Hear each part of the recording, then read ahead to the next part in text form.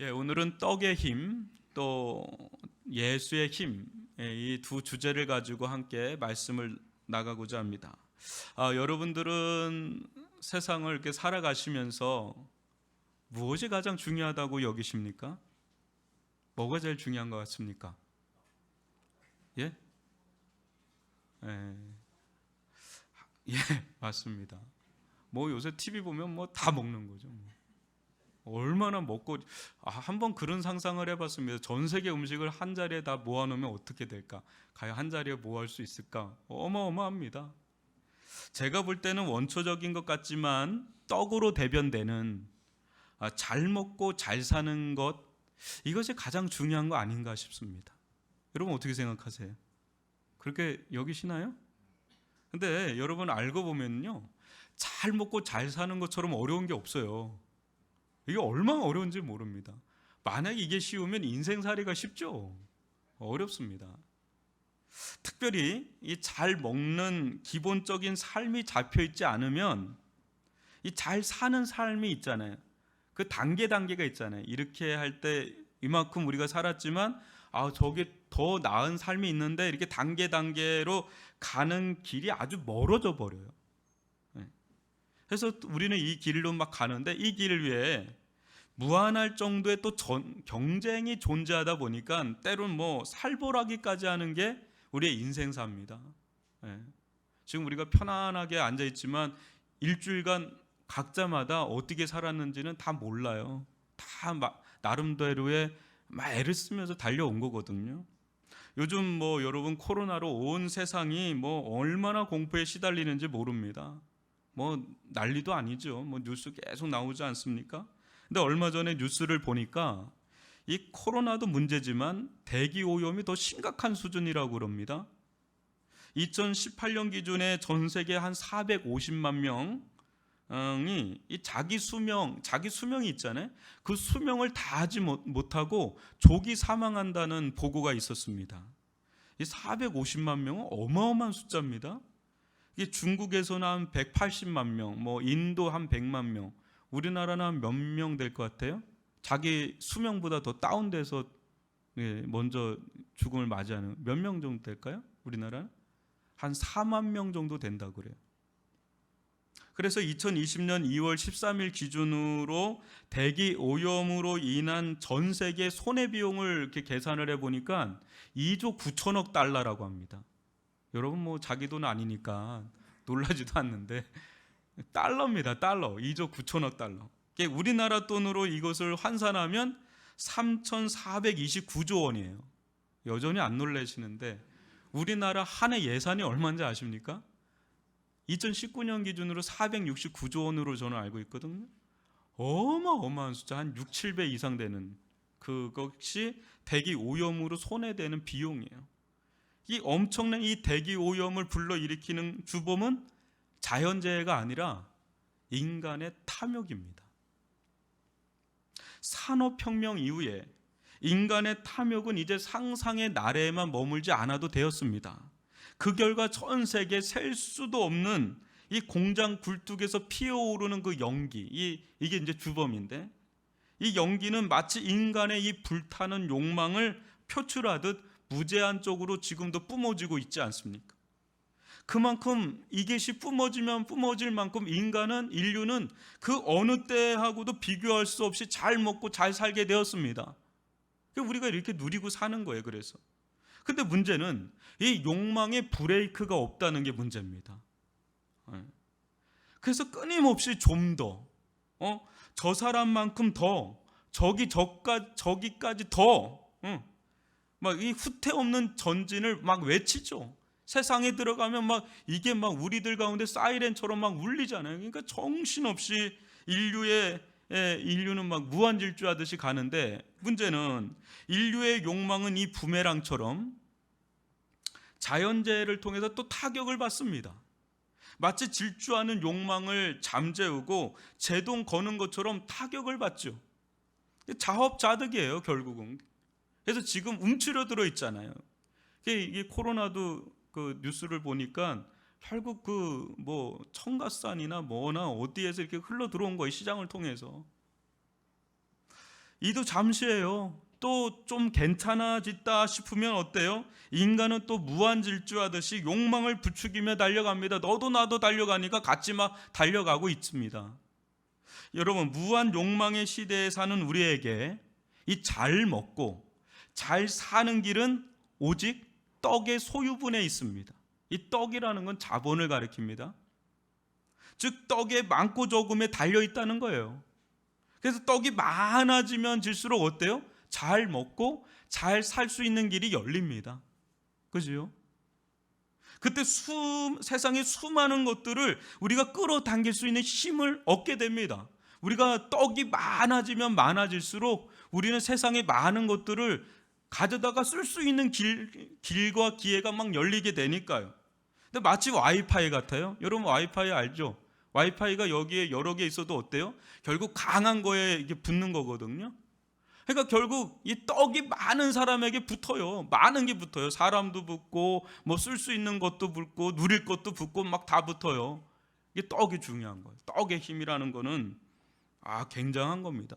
이 떡의 힘에서 자유로울 자가 없는데 이 떡의 힘으로부터 자유로울 수 있는 길은 딱 두 가지 같아요.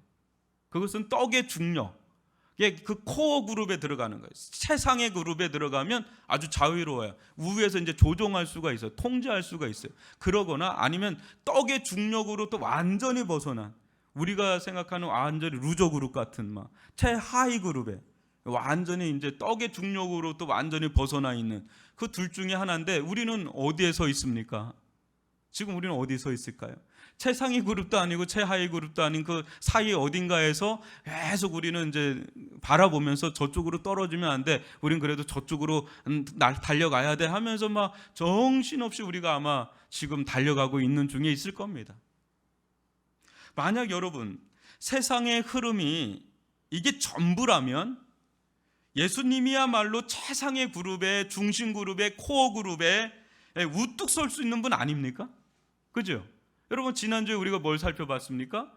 떡 5개와 물고기 2마리를 가지고 남자만 5,000명, 대략 한 2만 명 되는 사람들을 배불리 먹고도 남을 만큼을 한순간에 이뤄내신 분이 예수님이세요. 그러니까 이 예수님이야말로 이 떡으로 대변되는 세상에 최상위 정점에 설 수 있는 분 아닙니까?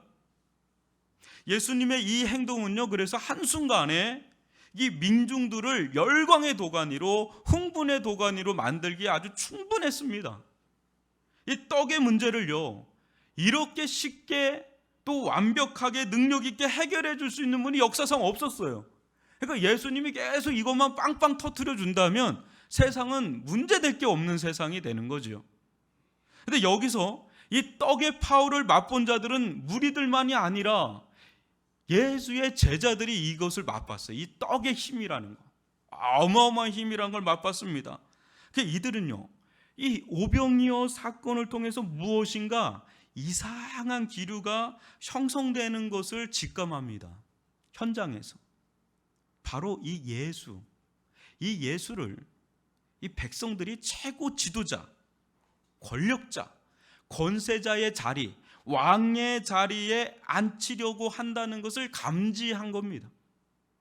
이 움직임이 어찌나 강하든지 갑자기 어느 한순간에도, 여러분 남자만 5,000명이에요. 장정 남자만 5,000명이고 전체가 2만 명이에요. 이때 당시 예루살렘 인구가 몇만 명이 안 됐을 정도니까 2만 명이라는 건 어마어마한 숫자입니다.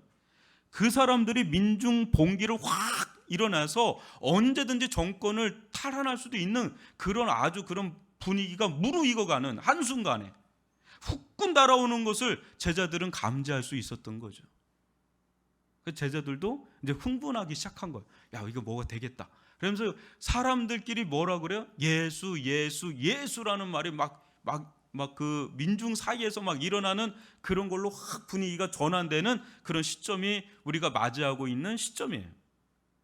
그때 여러분 이상한 것은 이 제자들의 눈빛이 이전하고 달라요. 뭔가 욕망과 야망으로 이글거리는 눈빛으로 변화되는 겁니다. 여론의 강력한 요청 앞에 자신들이 모시고 있는 이 예수를, 이 사람을 대중 앞에 세워야 한다는, 또 떡의 힘을 계속해서 보여줘야 한다는, 또 그로 인해 자신들 또한 떡으로 대변되는 이 세상의 최상위 그룹, 이 중심 그룹에 들어갈 수 있게 되었다는 어떤 기대감과 욕망으로 자기 욕망이 막 춤추는 것을 느낄 수가 있는 거죠.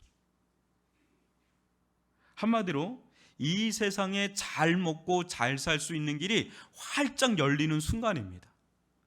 이 오병이어 사건을 통해서 일어난 이 과정에서 여러분, 만약 저와 여러분들에게 이런 기회가 주어진다면 어떻게 하겠습니까? 여러분 어떻게 하겠습니까? 뭐 그럴 일이 있겠어요 하는 얼굴들인데, 있다면 어떻게 하겠어요? 마다하겠습니까? 아니면 넙죽 받아 먹겠습니까? 솔직하게 얘기하자고요. 넙죽 받죠. 아니면 그와 같은 기회를 만들어서라도 추구하고 싶죠. 실은 안 그래요? 잘 먹고 잘 살아야 되지 않습니까? 안 그래요? 근데 성경은 이런 그들의 모습에 대해서 매우 부정적으로 평가를 내립니다. 여러분 52절을 한번 읽어볼까요? 시작. 이는 그들이 그 떡을 떼시던 일을 깨닫지 못하고 도리어 그 마음이 둔하여졌습니다. 이게 성경이 제자들을 향한 평가예요. 여기서 둔하여졌음이라는 말은 마가복음 3장 5절에 나오는 완악함이라는 단어와 동일 단어인데 한번 읽어볼까요? 그들의 마음이 완악함을 탄식하사 노하심으로 그들을 둘러보시고 그 사람에게 이르시되 내 손을 내밀라 하시니 내 손을 내밀매 그 손이 회복되었더라. 제자들은요, 한순간에 예수님을 적극적으로 대적하던 이 바리새인들과 서기관들, 그들과 동일한 마음을 품게 되었습니다. 이상하죠? 오병이어 사건을 경험했는데 어떻게 바리새인들과 서기관들 같이 완악하고 둔한 마음을 품게 되었을까? 이 말은요, 이 백성들의 이 열광, 환호, 거기에 부합되는 그 마음은, 부합하는 그 마음은 아이러니하게도요, 예수님을 대적하는 마음으로 변질된다는 거예요. 신기하죠?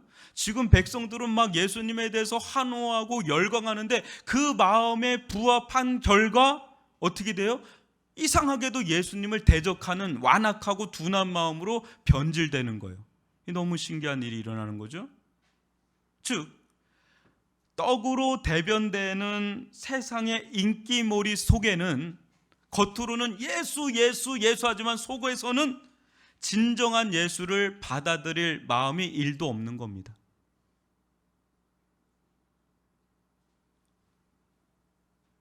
만약 이들의 기대를 저버리는 일이 예수님에게 조금이라도 드러나는 일이라도 생긴다면 이들은 언제든 이 대적자들처럼 성난군중으로 언제든지 돌변할 수 있는 게 이 무리들이고 대중들이라는 거예요. 나중에 십자가에 못 박아 주소서, 못 박아 죽이소서 한 자들이 누굽니까? 바로 이들이에요.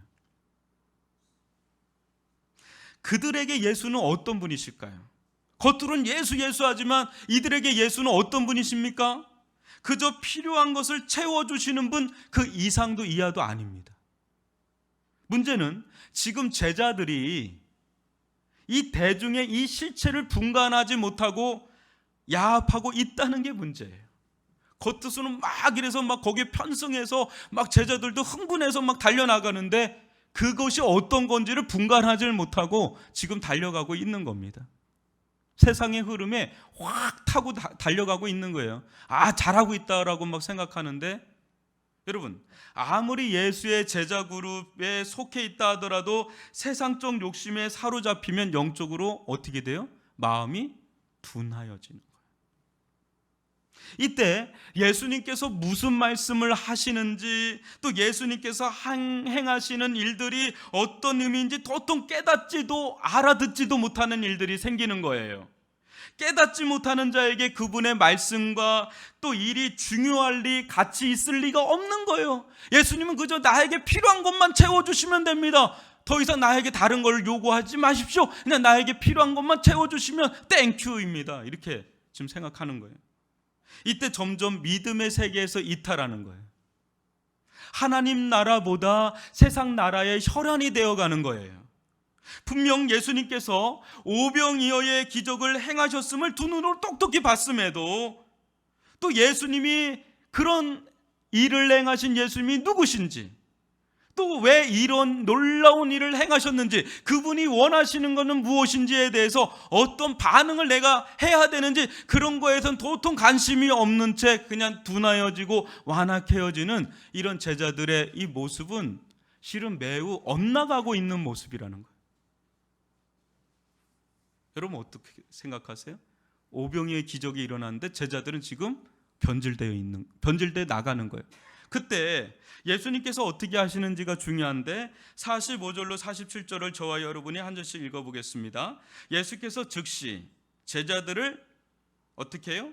재촉하사 자기가 무리를 보내는 동안에 배 타고 앞서 건너편 벳사대로 가게 하시고 저물매 배는 바다 가운데 있고 예수는 홀로 무태 계시니라. 무태 계시다가 7절 보여줬나요? 예, 그렇게 보시고요. 여러분 예수님도 이상한 기류를 감지하셨어요. 동일하게, 그죠? 그런데 예수님은 어떻게 하세요? 제자들을 즉시 그 무리들로부터 떨어지게 재촉하십니다.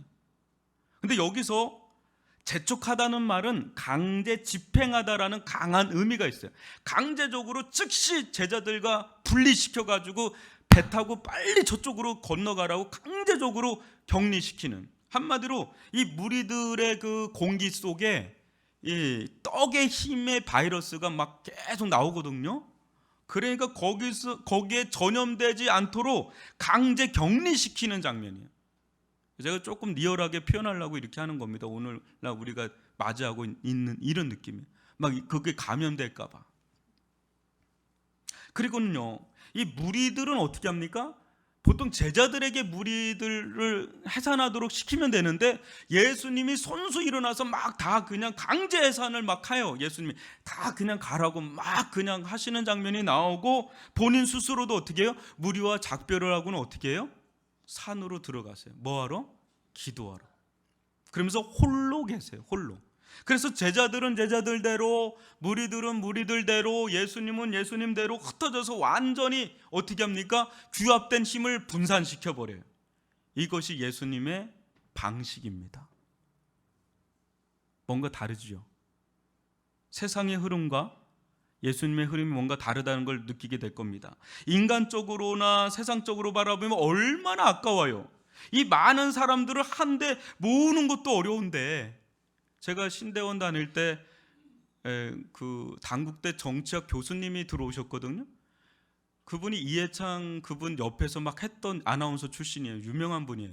근데 그분이 왜 신대원 들어왔냐면 교회는 신기하대요.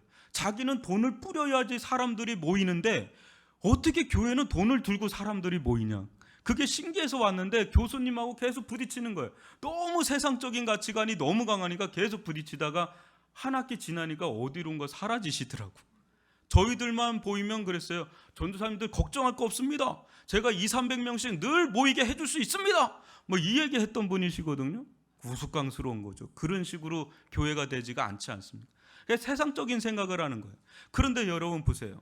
오늘날 이 많은 사람을 모이게 하는 거 얼마나 어렵습니까? 그런데 그 사람들이 자연스럽게 어떤 대세를 형성하잖아요. 예수, 예수, 예수.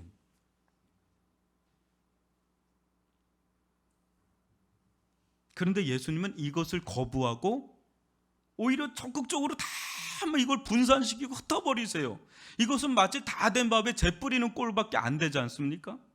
이 세상 떡의 힘을 예수님께서 규합하려고 한다면 예수님은 마음껏 세상의 힘을 막 규합할 수 있는 그런 힘이 있었던 분입니다. 그런 상황이었고요. 근데 오히려 그 힘으로부터 어떻게 해요? 분리시킵니다. 그 힘을 오히려 분산시킵니다. 오히려 그 힘을 해산시킵니다.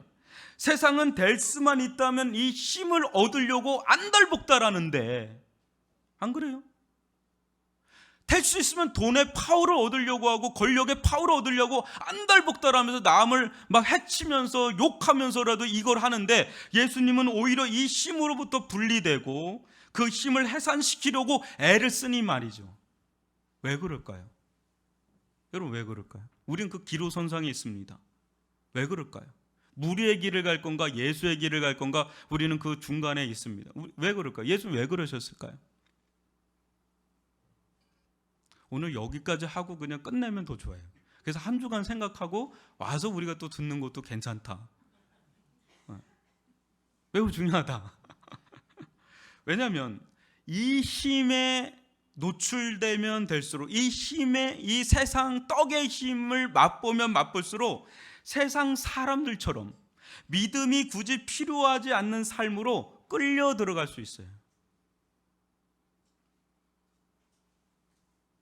믿음이 굳이 필요하지 않는 삶이란 하나님이 굳이 필요 없는 삶이에요.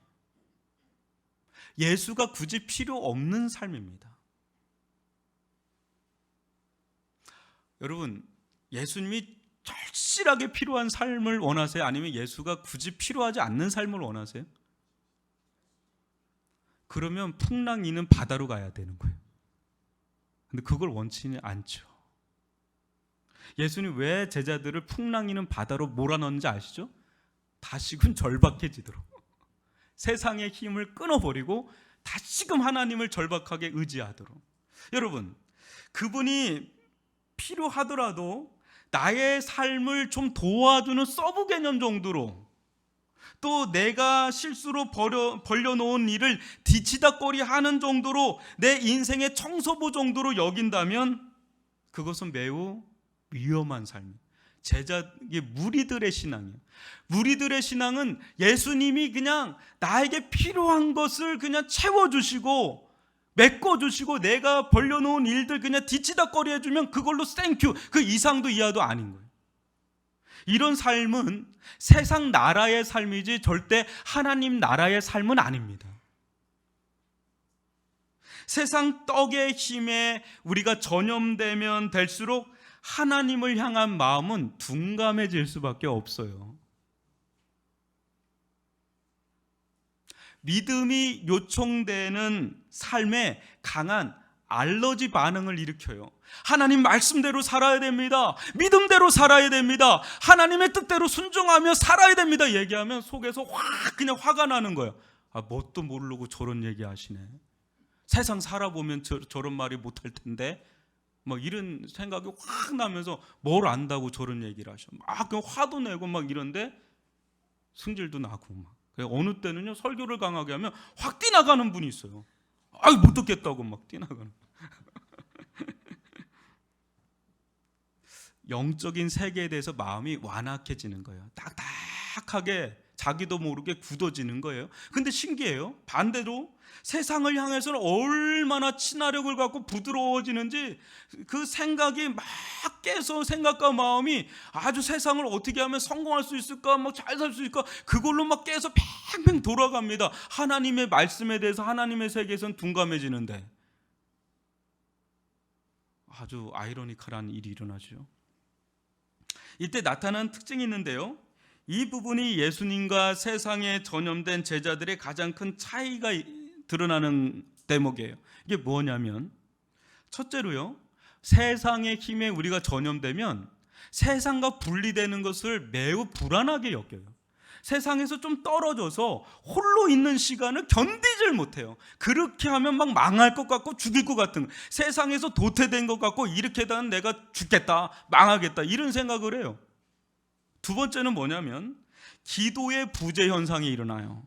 여러분, 기도란 뭡니까? 기도란 세상과 일시적으로 차단하고, 일시적인 차단입니다. 세상을 완전히 떠나라는 말이 아니라 일시적으로 차단하고 하나님과 독대하며 대면하는 시간이 기도하는 시간이에요. 기도란 뭡니까? 세상의 힘, 떡의 힘을 의지하는 삶을 내려놓고 하나님의 능력을 의지하여 사는 삶을 취하는 행위 아닙니까?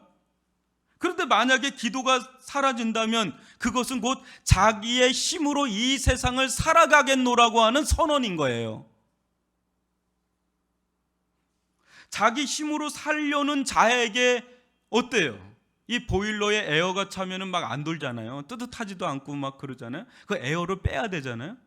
근데 이 기도를 통해서 이 세상의 힘을 빼야 되는데, 기도가 사라지면 어때요? 우리 가운데 자기로 꽉 차기 시작해요. 자기 힘으로 꽉 차기 시작하고 세상의 힘으로 꽉 차게 되면서 어때요? 하나님도 사라지고 예수도 사라지고 성령 충만함이 아닌 오직 자기만이, 세상만이 떡의 힘으로만 충만해지는 길로 가는 거예요.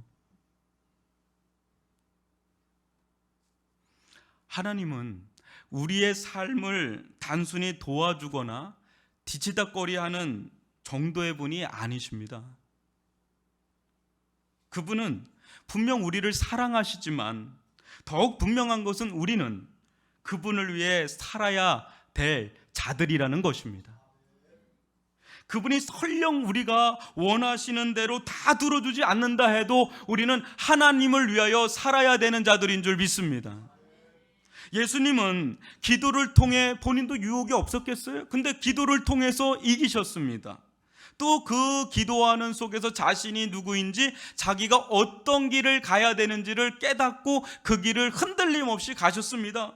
예수님도 이 땅 가운데서 완전하신 하나님의 아들이시지만 기도했다면, 여러분, 우리는 더욱더 기도해야 될 자들 아닐까요? 예수님도 기도했더라면 우리는 더 기도해야 될 자들 아니겠습니까? 기도를 통해서요, 우리의 그릇된 힘의 그 에어, 공기를 빼야 돼요. 얼마나 많이 들어오는지 모릅니다. 우리 속에 이것저것 막 들어와서 꽉 차기 시작하는데, 그때 여러분 기도할 때 우리 자신을 놓치지 않아요. 그리고 선명하게 깨어있게 됩니다. 가장 깨어있을 때가 언제인지 압니까? 기도할 때 아주 영혼이 맑게 깨어있게 됩니다. 저는요, 이 시대 성도들에게 가장 필요한 것, 가장 중요한 걸 저에게 묻는다면 기도보다 더 중요한 건 없다고 믿습니다. 왜 그러냐면, 여러분, 오늘날 이 시대만큼 기도가 완전히 변방으로 밀려난 시대가 없어요.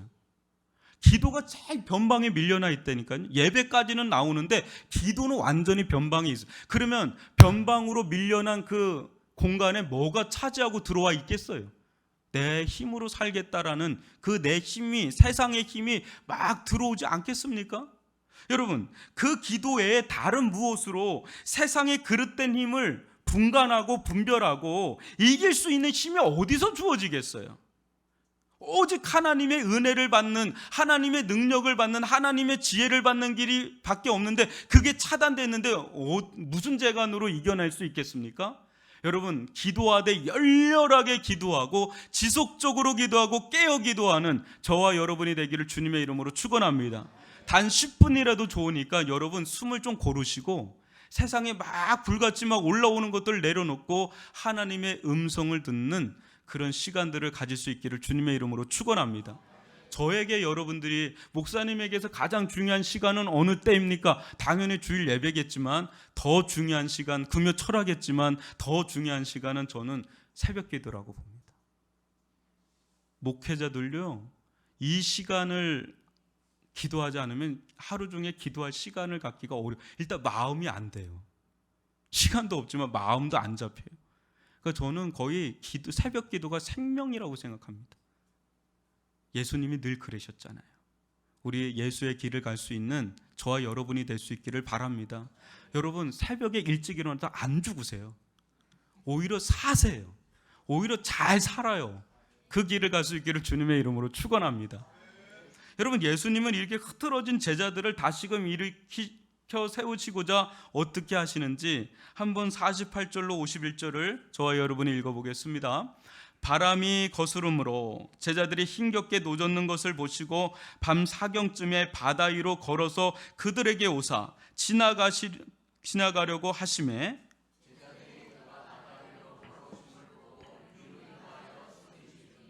그들이 다 예수를 보고 놀람이라. 이에 예수께서 곧 그들에게 말씀하여 이르시되 안심하라 내니 두려워하지 말라 하시고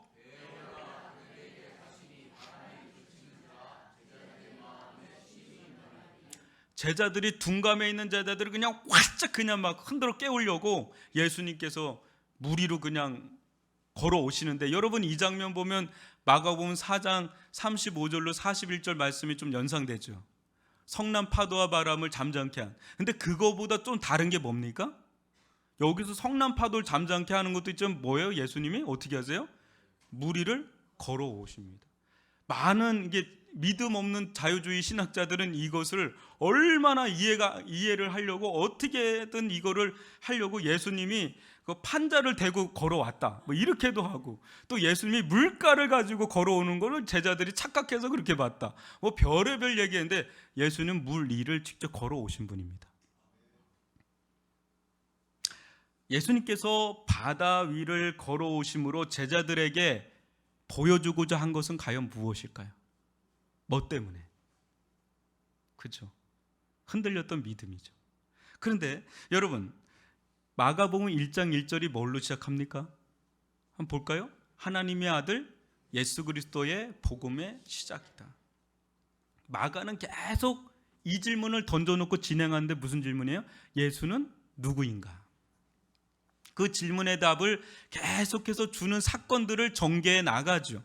그 와중에 어때요? 예수님은 하나님의 아들이시다라는 걸 계속해서 보여줍니다. 하나님의 아들이라 하면 뭡니까? 이 땅에 사람의 몸을 입고 오신 하나님 자신이다.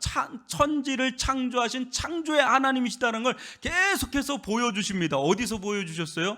바람과 바다를 잠잠케 하시는 장면에서, 또 죄를 용서하시는 장면에서, 또 군대 귀신 들린 군대 귀신들을 내쫓는 장면에서, 또 혈루증을 앓는 여인을 고치는 장면에서, 또 죽은 야이로의 딸을 살리는 그 사건 속에서 계속해서 자신을 드러내 보였단 말이죠.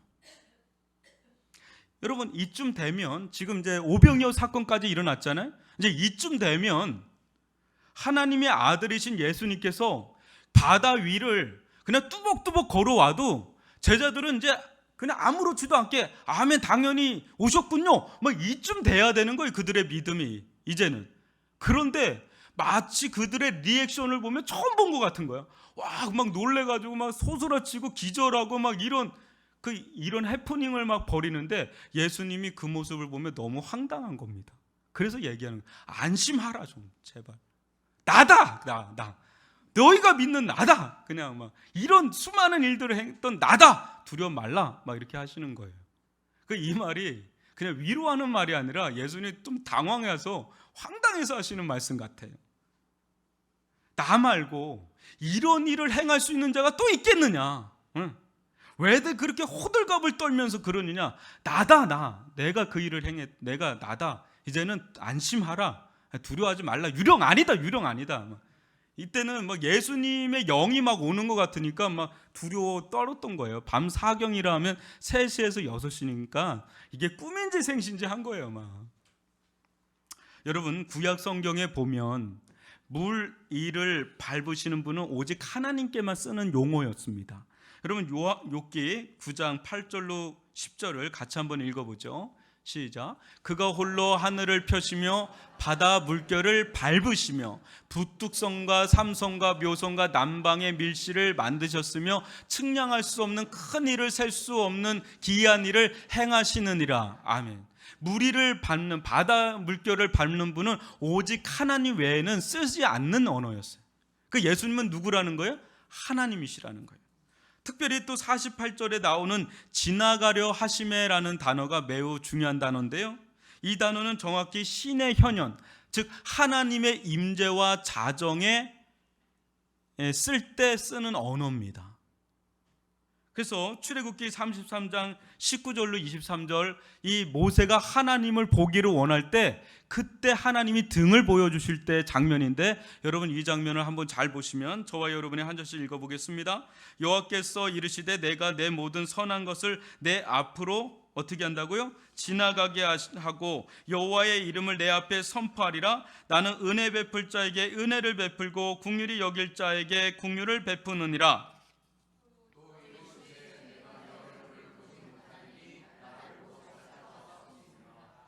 여호와께서 또 이르시기를 보라, 내 곁에 한 장소가 있으니 너는 그 반석 위에 서라.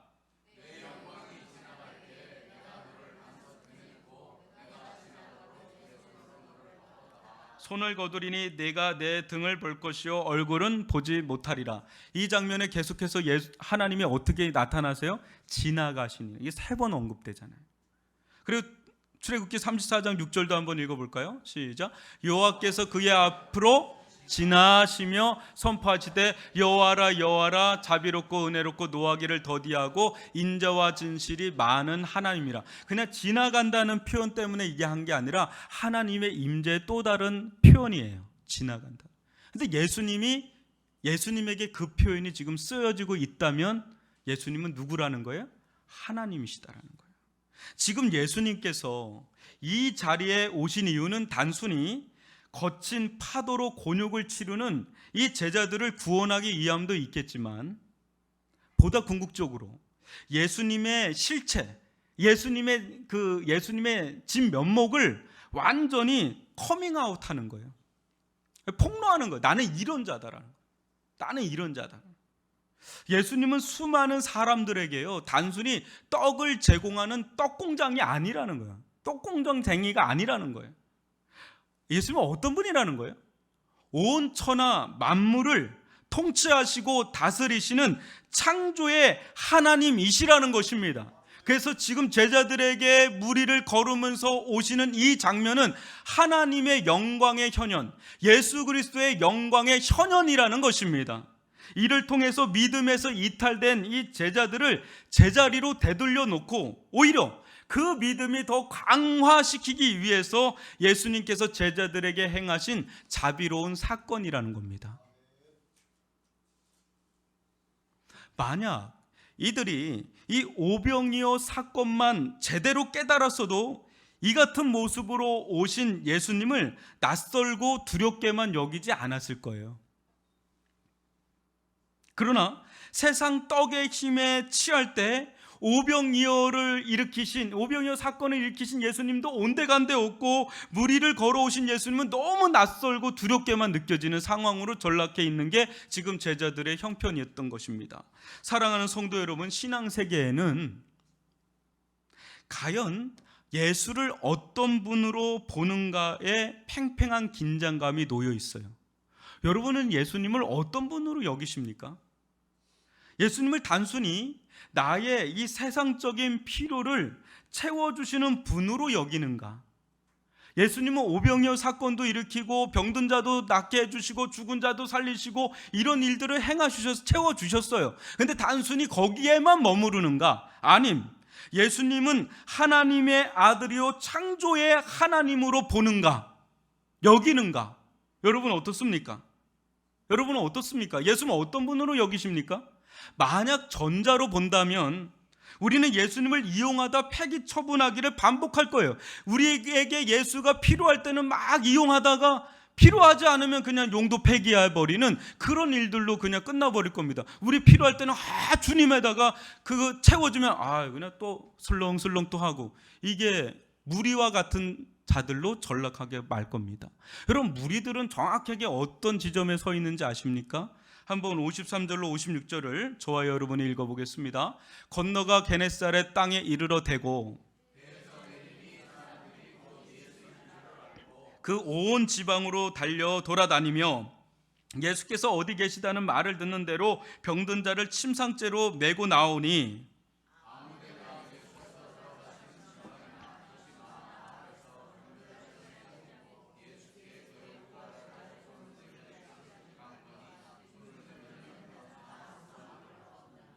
지금 여러분 이 무리들의 모습에서 문제를 찾을 수 있습니까?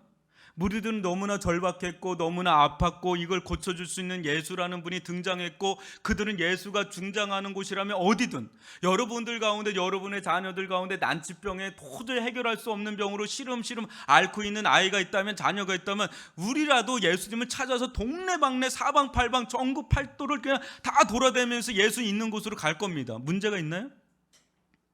뭐가 문제인가요? 제자들의 열성은 이 무리들의 열성을 한번 보세요. 열정을 한번 보세요. 우리 이상이에요. 예수가 있는 곳이면 어디든 달려갑니다. 그 손이라도 닿으면 낫는다는 믿음까지도 막 행사해요. 근데 문제가 뭡니까? 거기까지예요. 그냥 다 거기까지. 그 이상도 아니고 이하도 아닌. 그러니까 예수님은 그들에게 떡공장이고 예수님은 그들에게 종합병원이에요. 여러분, 병원에 났는데도 병원에 계속 있는 사람 있습니까? 하루라도 빨리 그냥 병원에서 나가고 싶죠. 다시는 병원 가고 싶지 않다는 거예요. 이들에게 예수님은 그런 거예요. 자기 병 났으면 끝난 거예요. 그걸로 대촉해 이제 끝난 거예요. 그 이상도 아니에요. 이들은 더 나아가야 되거든요. 이 오병이어를 일으킨 예수는 과연 누구지? 무리를 걸어오신 예수는 과연 누구지? 병을 낫게 하신 이 예수는 과연 누구지? 이 질문을 끊임없이 던졌어야 되는데 그 질문이 없어요. 거기까지를. 우리는 질문해야 됩니다. 여러분, 예수님은 이 세상에 존재하십니까? 믿습니까? 그 예수님은 세상을 창조하시고, 여러분들이 믿는 예수님은 세상을 창조하시고 운행하시고 역사하시는 이 세상의 주 맞습니까? 그렇게 여기십니까? 그렇다면 예수님은 뭘 원하실까요? 예? 우리에게 필요한 것들을 공급해 주시는 그런 공급자로서 머물기를 원하실까요? 아니면 그 이상을 원하실까요? 그 이상의 관계를 원하시죠. 그죠? 오병이어 사건의 궁극적인 뜻은 뭐예요? 오병이어 자체가 아니라, 떡 자체가 아니라 누구야? 생명의 떡이 되는 예수 그리스도. 그분을 추구해야 되고, 그분이 원하는 삶을 추구해야 되고, 그분이 원하는 뜻이 하나님의 나라라고 한다면 우리는 하나님의 나라를 추구하고 하나님의 뜻을 추구하는 순종의 길을 가야 되는데, 여러분은 어떻습니까? 과연 거기까지 지금 가고 있습니까? 아니면 이 세상에서 잘 먹고 잘 사는 삶의 길로, 떡의 힘으로 가고 있습니까? 여러분, 예수님은 떡의 힘을 완전 부정하지 않아요. 뭘 부정하고 위험하게 여기냐면 거기에 머무는 걸 위험하게 여기는 거예요. 그리고 더 나아가서 세상의 떡 자체를 추구해서 떡의 힘을 추구하는 대신에 누구의 힘을 추구하길 원하세요? 무리를 걸어 오시는 예수 그리스도의 힘을 의지해서 살기를 원하시는 거예요. 떡의 힘을 오히려 분산하고 분리하고, 그게 나에게 오는 것을 오히려 위험하게 여기고 그것을 분산하고 해산시켜서 오히려 무엇을 취하도록? 예수 그리스도의 전능하신 힘, 창조주 하나님의 힘을 취하는 삶의 방식을, 믿음의 삶을 살기를 원하신다는 겁니다. 거기에 결단을 하셔야 되는 거예요. 우리가 지금 무리 쪽으로 흘러가고 있는지 예수님 쪽으로 흘러가고 있는지를 우리는 이 중간에서, 제자는 이쪽으로 흘러갔다 예수님에게 한번 탁 아주 혼나고 지금 이쪽으로 전향되고 있는데, 우리는 지금 어느 길을 가기를 원하는지 한번 보셔야 된다는 겁니다. 여러분, 예수의 힘을 의지해서, 하나님의 힘을 의지해서 살면 죽을 것 같은가요? 망할까요? 안 될 것 같으세요? 떡이 안 주어질 것 같으세요? 아니에요. 사람이 떡으로만 살 것 아니요, 하나님의 입에서 나오는 모든 말씀으로 살 것이다. 떡도 주시고 다 주시는 분이 우리 하나님이신 줄 믿습니다. 그래서 예수님은 말씀하세요. 풍랑이는 바다 한 그 중심으로 걸어서, 우리 인생이 막 풍랑이 일어도 예수님은 거기에 들어오셔서 우리에게 말씀하세요. 안심하라고. 내가 있으니까 두려워하지 말라고. 내 힘을 의지해서 살라고. 땅의 힘, 이 떡의 힘을 의지해서 살기를 내려놓고 하나님의 힘을 의지해서 살라고 말이죠. 그때 담대해지는 거예요. 그때 떡의 힘으로부터 자유해지고 담대한 그리스도의 삶을, 그리스도인의 삶을 살게 되는 줄 믿습니다. 저와 여러분이 그런 용기 있는 믿음의 삶을 살기를 주님의 이름으로 축원합니다. 우리 뒤에 계시는 분은 누구십니까? 무리를 밟고 걸어오시는 창조의 하나님 예수 그리스도가 계신 줄 믿습니다. 모든 것을 평정하시고 우리의 떡까지도 제공해 주시는 그 예수 그리스도를 진실하게 따라가는 제자된 삶의 길을 걸어가는 제자들의 공동체, 능력의 공동체, 거룩한 공동체가 되기를 주님의 이름으로 축원합니다. 기도하겠습니다.